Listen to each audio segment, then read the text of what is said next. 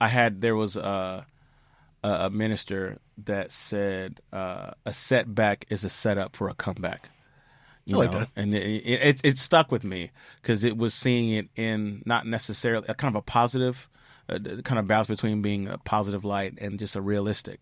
Like, it is a setback. And I remember I've had conversations. I had a conversation with an employee of mine, and he said, I feel stuck.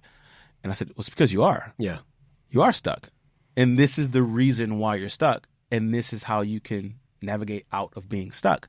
You're like a swing set. You take 5 steps forward, 5 steps back, 5 steps forward, 5 steps back. Yeah. And essentially you're stuck.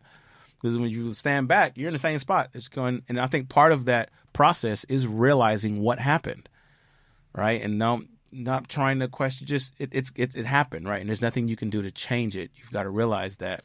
So that's interesting, because you talk about being stuck, and usually that's what happens, right? You have some sort of setback that leads into a disaster, and you feel helpless, you feel powerless, I can't do anything about it. But if you're stuck, sometimes you need a disaster. Mm-hmm. Sometimes you need that bad stuff to happen. That's the push you need to move forward. One thing I've always told my kids is, pain is the best teacher. Mm. You have to go, sometimes you go through things that are very painful. Hopefully, you come out okay on the other side, but there is some learning, some growth, some, progression there. That's how you advance. Sometimes you need to, because you can get stuck. And for me, sometimes I think about it where you get knocked back to where you need to start.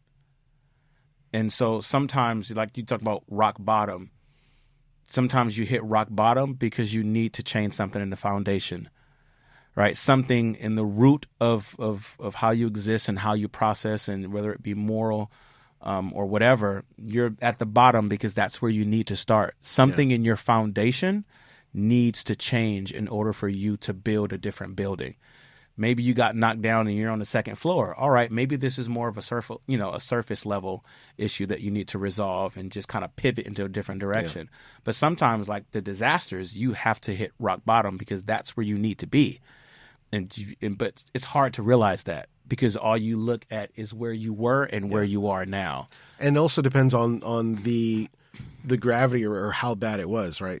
Because not just like professionally, but personally, you're talking about disaster striking, you're talking about being at rock bottom, starting over. I'm divorced, right?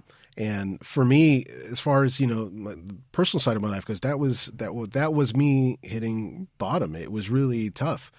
Because I being a kid, we moved around so much and a broken home, all that kind of stuff. Like what I always wanted ever since I was small was to be married and have kids and have a family. That's what I always wanted. But it just didn't work out that way. Like I got married really early. I had kids really young. And I wish I was a different person. I wish I could, if we all look back and think we wish we could have done things differently. Yeah.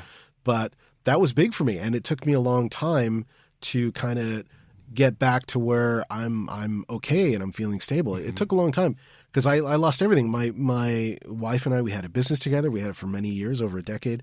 And I went from this family man to nothing, to suddenly like, okay, I'm on my own. I have no money. I don't have a job anymore. I'm not in the restaurant anymore. I had to start over from scratch, and already being, I was like in my 40s when it happened. It's kind of tough to rebuild yourself what feels like so late in life. But late in life depends on who you are. But, it gets tough. For me, that was bottom, and coming back from that was tough. And so that's interesting, and I really want to get into this, and I know we're going to have to do it on the next episode because we don't have enough time, but I really want to get into the personal setbacks because they feel different. Because, when you think about the kind of external, say if it's professional setback, sometimes you can just remove yourself from there and just kind of input yourself in a different profession or a different space, and you start from there. But jobs change. Right, jobs change. Mm-hmm. But when it's a personal setback, it doesn't matter where you position yourself, you're still there and you still feel it. And so when we get to the next episode, all right.